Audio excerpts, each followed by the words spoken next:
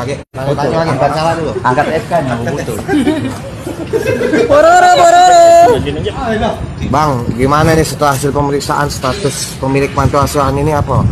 Nah, jadi dari proses penyelidikan dan penyidikan, kami sudah melaksanakan pemeriksaan terhadap 24 orang saksi yang mana berasal dari anak-anak yayasan, kemudian juga dari masyarakat sekitar TKP.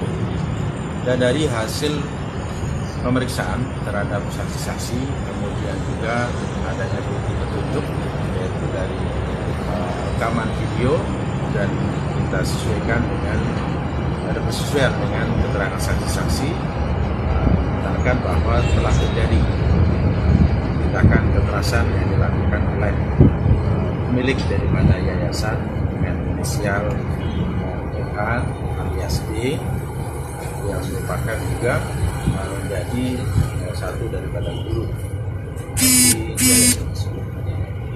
Dan dari proses penyidikan ini kita dapatkan bahwa perlakuan kekerasan ini dilakukan baik secara verbal maupun non-verbal. Untuk verbal sendiri dilakukan oleh pelaku dengan marah-marahi daripada anak-anak yang ada di yayasan tersebut, kemudian juga melakukan kekerasan non-verbal, kekerasan fisik, dan melakukan dengan menampar, memukul, terutama yang baru-baru ini dilakukan kepada korban inisial D yang dimana dilakukan terakhir yaitu tanggal 15 Februari dan tanggal 20 Februari 2023. Statusnya sudah tersangka, Bang.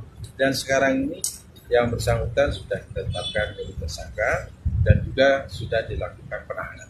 Bang, sudah berapa lama dia, Bang, ini melakukan penganiayaan itu, Dari Bang? hasil pemeriksaan dimulai dari tahun 2022 dan 2023. Motifnya, Bang? Motif yang ini? Motif daripada pelaku melakukan kekerasan yaitu karena dalam proses untuk memberikan pembinaan terhadap anak-anak, di mana anak-anaknya ada yang malas.